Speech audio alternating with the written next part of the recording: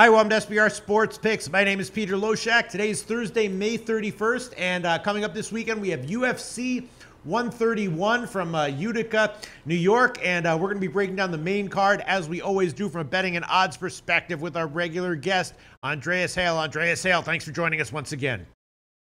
Absolutely. Thanks for having me.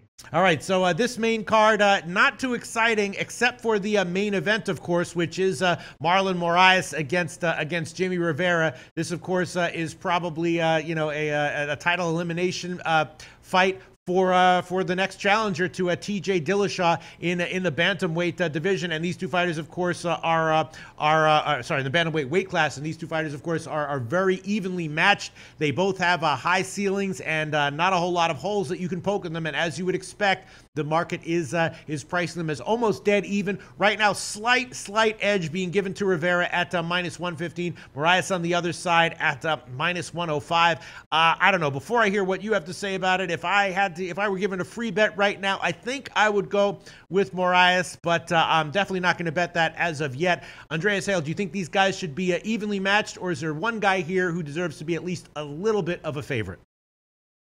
No, this is about as even as it gets. I mean, you look at Marlon Moraes and his run through World Series of Fighting. He was exceptional there. He was a devastating finisher. He had a tough fight, Rafael Sunshine, which took a little bit of the wind out of his sails, and he came right back with a couple of wins. Jimmie Rivera, on the other hand, hasn't lost in 20 fights. He hasn't really fought anybody like Marlon Moraes, which gives me a little bit of pause here. But his wrestling is exceptional. He's a solid striker. And this is about as unpredictable as a fight as you can request from the fight fan. So I think this is a dead heat. This is a tough fight to pick. But I'm with you. If I had a free pick, I'd take Moraes.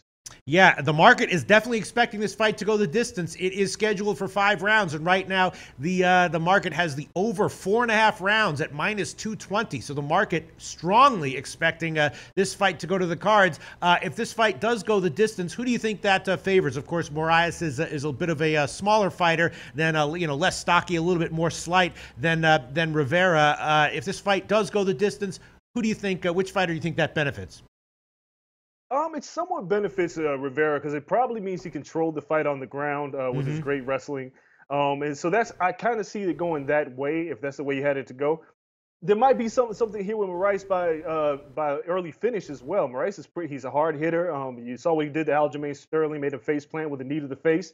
And so he's a devastating striker. So if you're going to bet Moraes, you probably should just bet the under. I would see it that way. You get a better line there. If you like him, but if you like Rivera, you probably should bet the over. Moraes has a chance to win by decision, but again, man, this is a really hard fight to discuss. It's a toss-up. You got two guys with exceptionally high ceilings. You got Moraes, who's a great finisher. You got Rivera, who's great at controlling the fight and hasn't lost in several years. So yeah, this is a tough one. All right, and as far as the fight being very likely to go the distance, you think that is the case, or do you think that there might be some value on the under at plus 180? You know what? I think there is some value on the under at plus 180. I mean, you look at the fight, these two fighters. You look at Moraes, and I like Moraes, and I think again he's a finisher. Which also means he might be leaving himself open to getting hit too. So Rivera, I know he wants to make a case here that he should be the next one in line for a title shot. So I think both of them want to perform well. And over the course of 25 minutes, it's very possible we could get it finished. So I'm leaning heavily towards the under here, but I can't make an official pick. This is when I have to just pass on and enjoy. All right. I hear you. I'm feeling that way as well, though it's very tempting to, when there's even odds, to find just a teeny edge and go with that one for an official pick. I'll pass as well, Andreas Hale. But if you gave me a free pick on this fight, if you gave me a free pick on it, a free bet side or total, I think I would take a shot with Moraes at minus 105. So this is an official pick, but if someone gave you a free bet on this fight and you can use it on either side or the total, what would you do with it? I'd take it on the under here if you gave me a free pick. I think anything can happen in a fight like this with two fighters of this magnitude. It's really hard to pick between them, but I kind of think we might have some value here in the finish, so I'd lean heavily towards that. All right, plus 180 is the current line on the under, but it's officially going to be a pass for both Andreas Hale and for myself. Then we have 5 other fights on the main card. Some interesting stuff here. A heavyweight fight with Spitz and Harris. Another interesting fight is Ben Saunders against Jake Ellenberger. This is one of those fights where, both these guys have definitely, they're veterans who have a lot of, experience in the octagon, taking a lot of punishment in their careers. Kind of a painful fight to think about and watch, but it is going to go off, and the market is definitely expecting a finish in this fight. Scheduled for 3 rounds. The under is at 1.5 rounds, minus 135, down from minus 120. And Ellenberger is getting bet up. Then we have Julio Arce against Daniel Tamer. Arce's taking some money there. He's now up to minus 200. And then Sam Alvey against Gian Villante. Alvey is minus 145. That's another kind of an interesting fight. Villante does maybe have a home state edge there, if you think that matters. For the rest of the card, are there any bets that you think might have some value, Andreas? You know, I kind of like Gian Villante here. You know, Sam Alvey fighting him. Sam Alvey's he's solid, but he's not terribly impressive. Villante's got a little bit of power here. I'm a little bit surprised he's the underdog. Fighting his hometown might give him some extra motivation. Yeah, I mean, overall, this card is not a whole lot to pick from the main card here. I do see some things on the prelims I'll discuss a little bit later. But, you know, if I had to pick one, I'd probably go with Gian Villante. I'm also edging towards this Ben Saunders being such a big underdog because Jake Ellenberger has lost 4 of his last 5. But yeah, if I'm going to take one, let's go with Gian Villante at the plus 130. I believe that's what's at right now. Well, right now I'm seeing 5 dimes plus 125, but if you shop around, I'm sure you can get 130 or so. I'm just looking at 5 dimes plus 125 against Sam Alvey. Yeah, that's another tough one. I mean, I think Alvey, you know, Villante's, it's like size and strength advantage against Alvey's speed advantage, and you think that Villante's size and strength is gives him a little bit of value as an underdog? I do, and I'll actually go ahead and make that an official pick as well. I like Villante here, and you know, being in his backyard, being in New York I think it will give him that extra motivation to push through and get a victory here. So if you had to make me pick one off of this card, which is a tough card to pick, yeah, I'd take Villante over Smiling Sam Alvey. At plus 125. Yeah, and then the Saunders-Ellenberger fight, I mean, this just looks ugly. You know, I agree with you. I don't really want to bet on either of these guys, but if you have one of these guys at minus 200, which Ellenberger is right now, you know, I think it seems like the other guy has some value just because neither of these guys should be this big of a favorite, you know, at this stage in their careers. Would you agree with that, or? Absolutely. I mean, you look at Ellenberger again, he's lost 4 of his last 5. I know Ben Saunders has lost 2 in a row, but, you know, you got guys that are both on losing streaks here. So to make one such a heavy favorite, maybe you say, okay, well, Ellenberger's fought maybe some stiffer competition to a certain degree.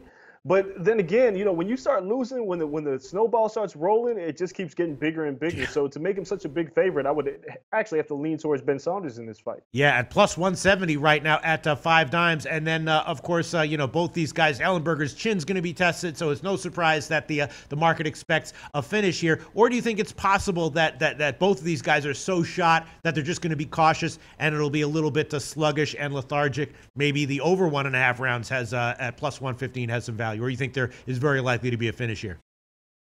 You know, I think there may be a finish, but I think you might still have some value with the over here. I think both guys, knowing what they've dealt with in their last couple fights, might be a little tentative, but I think they both know that the other guys are very vulnerable. So it might take them a round to figure each other out. Maybe a round and a half. I think we might get a late finish. So I think you have some value with over here. Yeah, man, I don't know what to expect from that. This is a tough card, an ugly card from a betting perspective. And let's quickly talk about Gregor Gillespie against Vince Pichel, just because this line has moved down a little bit. Gillespie was a big favorite of minus 475 a few days ago. Now he's down to minus 400. So clearly some money coming in, at least as of now, saying that Gillespie shouldn't be this big of a favorite against Vince. What's your take on this matchup, if any? I think Gillespie should be a significant favorite. However, this high is what I'm not sure of. Gillespie's still kind of, you know, he's kind of new to the UFC. I mean, he's looked good in his past few fights. He's a lightweight on the rise. And I think he should be favored here. He's unbettable for me at this line, however, so I can see why it's getting bet down. But I don't think Vince Pichel has much of a chance to beat him here. Gillespie is a great striker. He has tremendous wrestling. I think he should pull out the victory here, but at that line, I got to stay away. Yeah, man, this is a tough card. And then let's just quickly touch on Julio Arce and Daniel Tamer for anyone who's thinking about betting that one. Arce is minus 200. That line has gotten bet up a little bit as well. You know, Arce is a guy who is I think a little bit underrated in general. That's how I have him in my head. But clearly as a minus 200 favorite, getting some respect from the betting public. You have anything to say about these lines? This is another one. I mean, Arce is a guy that we haven't seen a whole lot of. And, you know, Tamer, his brother's also fighting on the other card, might have a little bit of motivation here. But he hasn't been terribly impressive. He lost his last fight. He's a great wrestler. You could try to ground Arce for 3 rounds, so it's possible he can pull out the victory. But, again, it's just too unpredictable. It's kind of close here. I don't necessarily like the line. I think RC should be the favorite. This much, though, I'd have to stay away from that as well. Yeah, I mean, this is another situation where you have a guy as a big favorite facing, clearly the stiffest test of his career. And, it's one of the situations where Arce probably wins, maybe has value against -200, but it just always makes me nervous when a guy is a big favorite and also facing the toughest test of his career. Absolutely. Yeah. All right. So it's going to be, I'm going to pass. As of right now, I'm going to pass on this entire card as far as an official play is concerned. Andreas Hale, you just have one. You are going to make a Volante an official pick at +125? I'm going to make Volante an official pick, and I'm also going to take the over here on Saunders and Ellenberger. I just think these are two guys who are well behind their best years, and I think they'll be a little bit tentative. You may see a finish, but I think this is a good chance to go 7.5 minutes. Yeah, the line is getting bet down. So right now, over 1.5 rounds at 5 dimes is +115. That's a second official pick from Andreas Hale. Andreas Hale, thanks so much. Talk to you again very soon. Hey guys, thanks for tuning in to our channel. Now, we've put a lot of work into producing all these free videos, so please help us out and keep all our content free for you forever by simply liking, sharing, commenting, and subscribing. Now, not to mention, a visit to our industry-leading website will warm the hearts of all our SBR employees, especially myself. Now, the links are over there to the left, so do check those out. Thanks for watching.